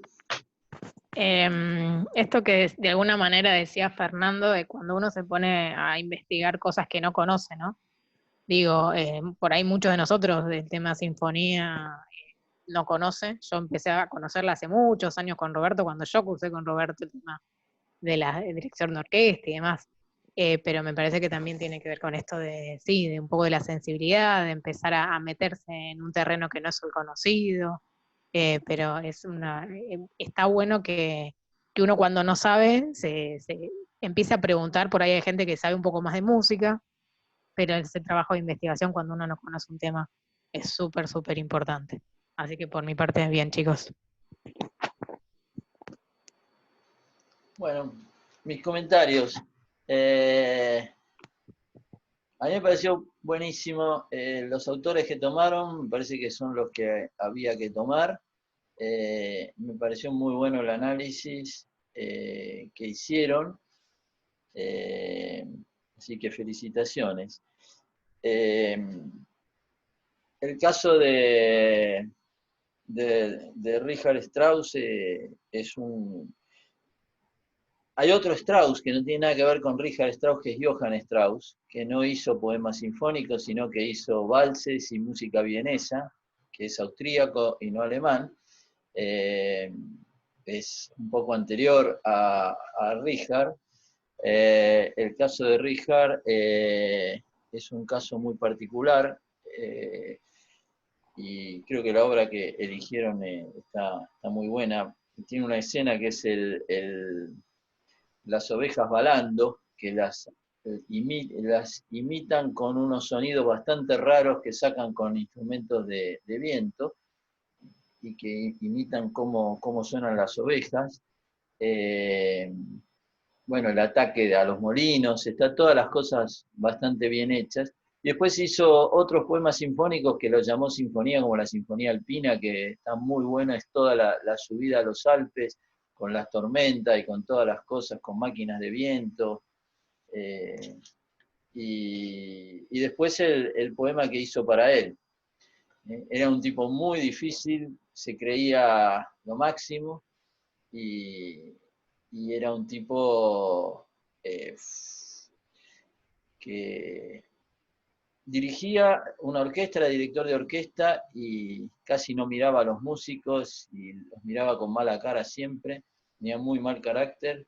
Y hizo un poema sinfónico que se llamó La vida de un héroe, y era la vida de él. Y aparece la mujer, él era todo lo máximo y la mujer era una cosa chiquita. Toda una forma de cómo era él se lo pintaba en ese poema sinfónico de La vida de un héroe, que empieza con su música, se presenta a él, se presenta a la mujer, presenta los competidores, y los competidores los ataca, y entonces aparece música de él que le pega a las músicas de los competidores de la época, y él le pegaba a todos. Un tipo muy difícil, pero que hizo una música interesante, y que fue donde el poema sinfónico más se levantó. Después se fue cayendo, y difícil que se componga mucho de eso ahora, ¿no es cierto? Se tomó mucha fuerza ahí a fines del siglo XIX, principio del siglo XX, fue donde más fuerza tomó. Así que es muy bueno el análisis que hicieron. Y el tema de la música, creo que, no sé qué, me gustaría, tenemos un ratito, ¿qué aprendieron y qué les pareció tomar este tema? Vale esta pregunta tanto para todos los equipos, son temas varios que por ahí uno no trabajó, no conoce, tiene que investigar. ¿Cómo se sintieron a la hora de hacer los trabajos, más allá de los que veamos la clase que viene, ¿no?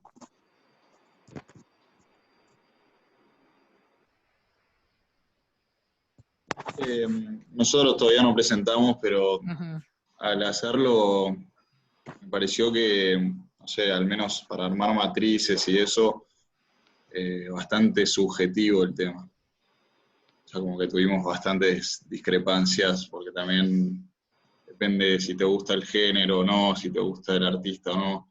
No sé. Puedes hacer encuestas y todo, pero hasta no coincidir por tu vínculo quizás comunitario con el género o el artista.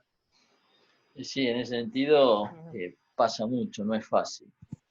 A nosotros nos tocó también poemas sinfónicos y elegimos, o sea, nos coincidimos nada más con Franz Liszt. Y pasa eso también, como que es muy subjetivo, como al no tener información y no saber sobre el tema, como que dependés de la información de otras personas y la subjetividad de otras personas. Nosotros elegimos a Liszt y otros dos autores, que para nosotros es lo que encontramos y era lo más interesante, pero al no saber es como eso mismo, estás atado a lo que dicen otras personas.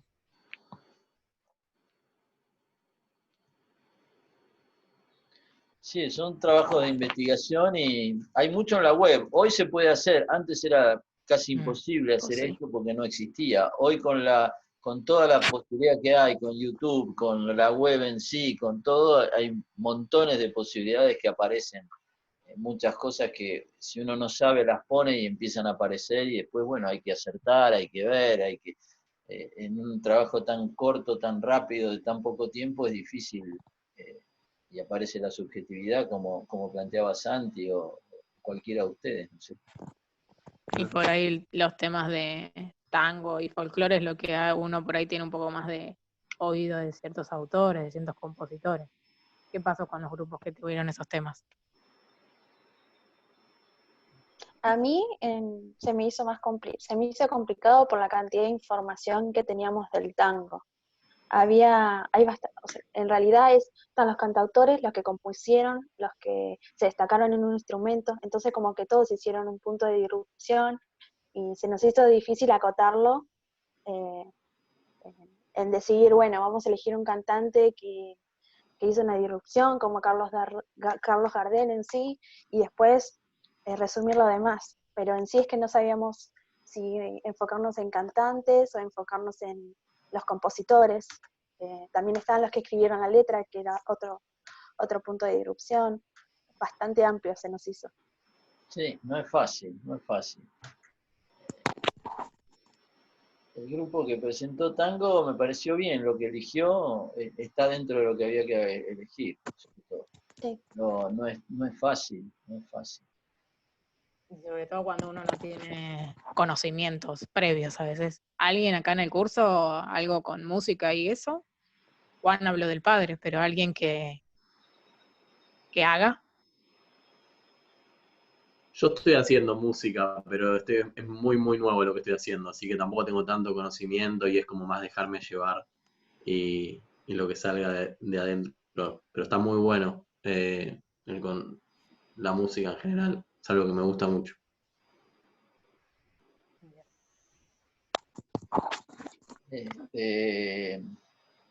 No, y lo que hablaban de la sensibilidad y demás, es un tema que sabemos que ayuda. Yo lo estuve charlando en su momento con Facundo Manes, y di una charla donde estaba él, y bueno, él después me invitó a dar unas charlas para los médicos de INECO, pero la música es fundamental para todo, ¿no es cierto? Para el cerebro ayuda muchísimo al desarrollo, ayuda muchísimo a muchas cosas.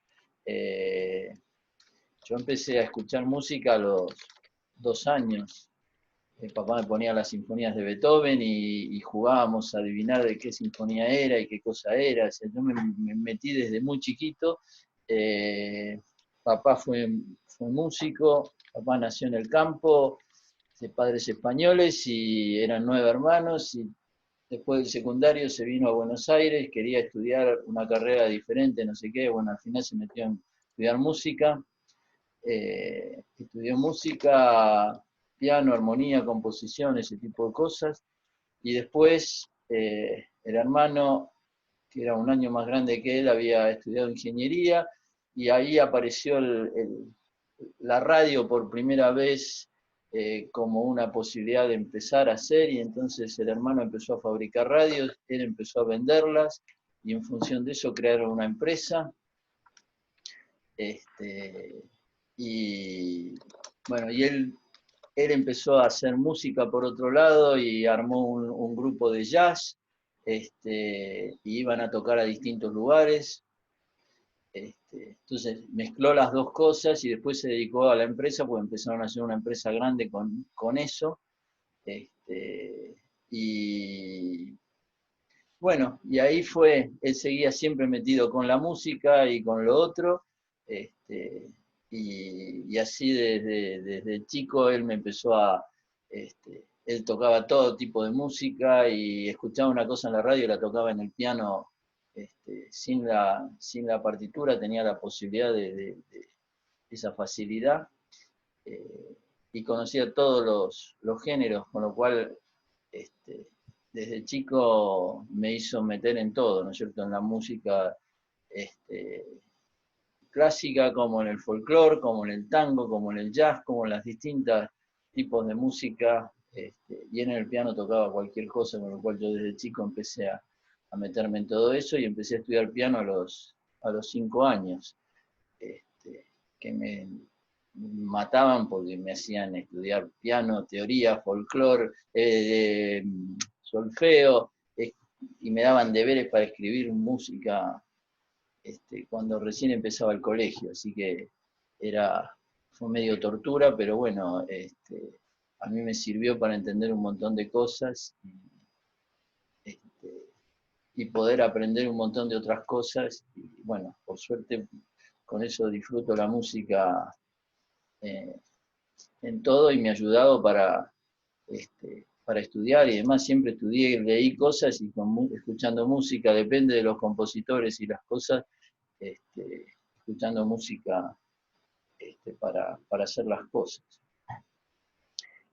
Pero bueno, todo eso, y yo viví la época del boom del folclore, y pude conocer a muchos y tuve la suerte de conocerlos desde cerca, a algunos de los chalchaleros y hoy otros seguidores de los chalchaleros. O sea, me fui metiendo en muchas cosas y fui entendiendo, digamos, cómo funcionaron un poco y papá odiaba a Piazzolla en su momento, no podía entender que se destruyera el tango de esa forma. Entonces, bueno, el vivir todo eso a mí me ayudó muchísimo a entender muchas cosas. Pero bueno, creo que la música para mí es importantísima y es importantísima meterla en una carrera de estas también.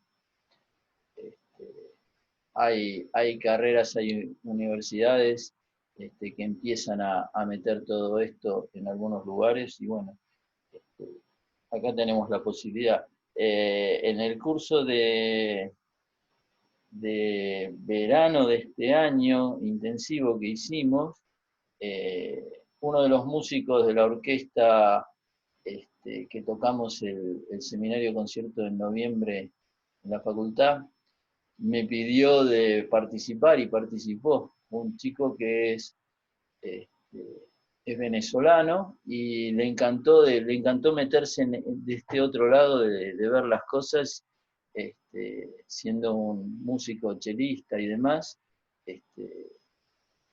Y yo les mando videos y cosas de estas ahora y él está muy metido en esto también. O sea, el jugar por un lado y por el otro sirve para aprender una cosa y otra. Y él participó en grupos en estos trabajos y en todos los trabajos haciendo nuestra materia. Así que desde el otro lado también les gusta ver esto. Bueno, no sé si tenemos algún comentario más.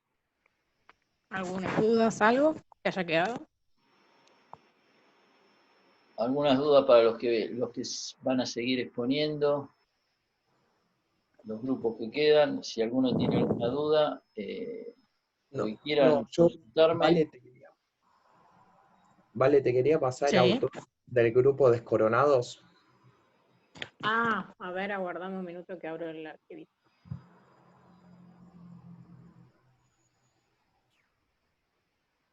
¿Cuál van a hacer? John Mackey. Mackie se pronuncia, John Mackie. O sea, Holfoot. Correcto, sí.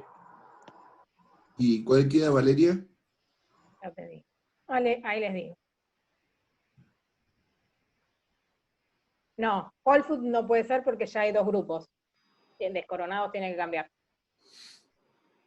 Les digo cuáles las opciones que tienen. Aguárdenme un minuto.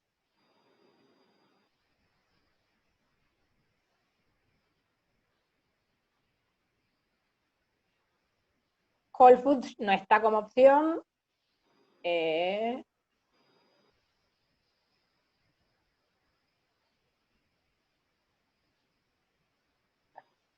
Frederick Laloux tampoco está como opción. Quedaría como opción Liderazgo y Nueva Ciencia, Aaron Dickman y Sunny Giles. Con liderazgo cuántico. Sunny Giles. Ahora debatimos un ratito y Sí, les elijan y me avisan. Tienen liderazgo, Aaron Dickman y Sunny Giles. Ok, perfecto. Gracias, Valeria. De nada.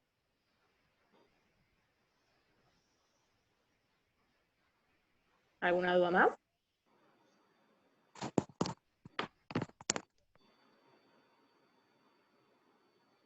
Profe, una consulta. El Sí. grupo Chinese Money creo que elegimos a Sunny Hills, puede ser, porque no sé si te llegó nuestro mail. El grupo, sí, el grupo Tanis Money, sí, me llegó. Ah, perfecto, por las dudas. Sí. ¿Hay alguno de que no eligieron nada? No. Sí, hay dos grupos que tienen que liberar. Que No, son pero los ¿hay alguna de las cosas que nadie las eligió? No, están todas cubiertas. Están todas cubiertas, Están pero todas cubiertas. hay algunas de Valeria, dos. elegimos el grupo de COVID, elegimos liderazgo. Aguardame un minutito. El grupo COVID, Ya está, entonces a ese tampoco se puede elegir. no. Y Roberto, después si te acordás, porque estaba buscando una clase para ver una guía un poco más de YouTube de la ópera y la orquesta, cómo estaba aplicada la licenciatura, y no la encontré en YouTube, si después la podía subir. ¿De cuál? La clase, la introductoria que explicaste. Sí, la clase del 12 de junio, que fue la que Roberto dio, yo lo fui comentando a algunos grupos que me mandaron. Fue la clase que Roberto estuvo con problemas de internet y no quedó bien grabada. No Por quedó, eso fue que... la tuve que borrar porque no servía para nada. Lo que salió no salió. Ah, bueno, perfecto, no hay problema. Yo porque estaba buscando y no encontraba. No está subida, y por eso en el Facebook habíamos subido el seminario de concierto que se dio en noviembre, que son los temas similares que vimos en la clase. Perfecto, buenísimo, Valeria, gracias. Lo Gracias, mejor es ver eso, por eso hicimos eso, porque no... Yo la clase la di sobre las mismas transparencias del seminario concierto del 2019, con otras obras y otras cosas, pero la base fue la misma. Entonces, por eso subimos eso. Bueno, nosotros, ¿qué queda? ¿Cómo me dijiste? ¿Vale? Ya ahora les queda, aguárdenme.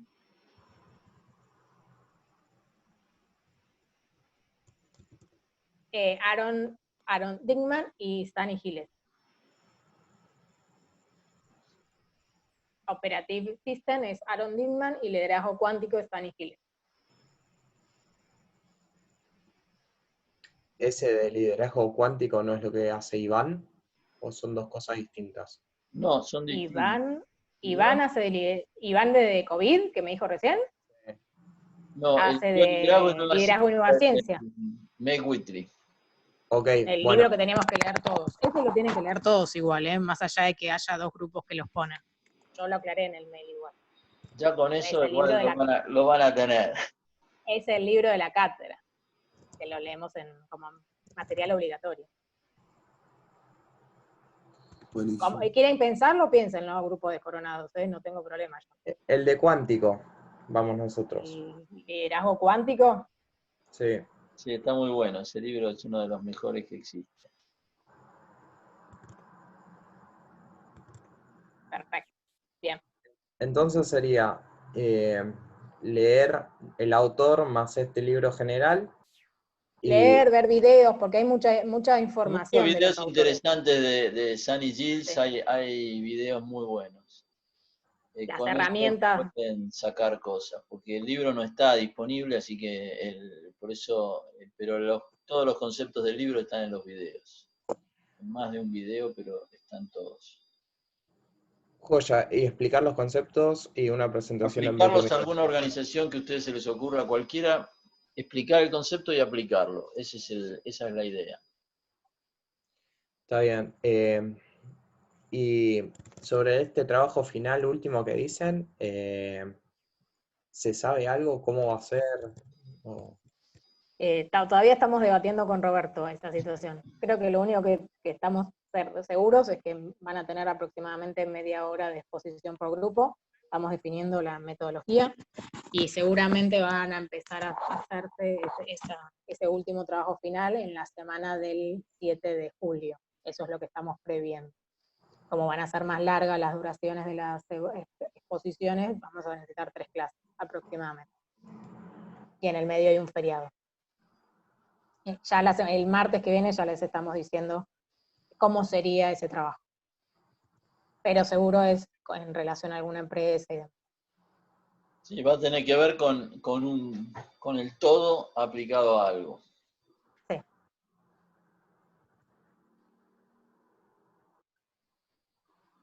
¿Alguna duda más? ¿La organización se la tenemos que enviar o no? La dirección. Sí, sí, mándenla para que sí la vemos nosotros. Listo. No, y pregunta si hay alguna novedad de la facultad respecto a las normas del COVID y demás, o todavía no hay nada de información. No, lo único que a mí me han dicho por ahora fue que el segundo cuatrimestre va a ser virtual, como seguro no se va a poder hacer presencial. Lo único que se podrá hacer presencial puede ser que sea un examen final o un examen al final de la cursada, pero no se va a poder cursar seguro presencial.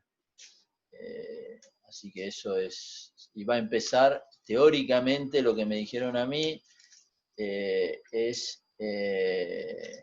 es información del secretario académico, falta que el decano tome la decisión final, pero la fecha de inicio sería la misma que estaba prevista para iniciar el segundo cuatrimestre, creo que es la tercera semana de agosto o algo por el estilo. Pero va a empezar virtual y se va a hacer virtual. Eso es seguro porque no hay forma de poder hacerlo con todo lo que quedó pendiente de exámenes libres, exámenes estos especiales, todas las cosas que por más que se abra, no se va a poder, no hay espacio para poder hacerse. No, por eso preguntaba, porque hay muchos acá, incluido yo, que nos recibimos con esta materia y para saber cuándo. No, con esta materia se va a hacer, una vez que se pueda hacer algo presencial, se le va a dar prioridad a los que se reciben, eso fue lo que nos habían dicho en su momento. Perfecto, gracias, Roberto. Hay una compañera del grupo Tanis Money, sí, hay que pregunta si 2 grupos hacen el mismo tema, sí, hay 2 grupos que hacen diferentes temas, como somos impares, sí, se repiten los temas.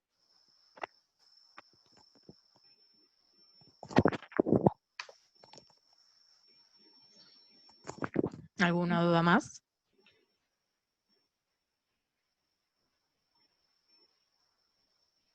No. ¿Roberto? No, paramos acá, entonces, cualquier duda que tengan nos consultan, a mí también me pueden mandar un mail, lo que sea, las dudas que tengan para hacer este trabajo, así que cualquier cosa me consultan que yo les puedo contestar lo que necesiten, puedo ayudar en lo que sea. Así que gracias y... Que tengan buen fin de semana. Gracias, buen fin de. Hola a todos. Gracias, igualmente.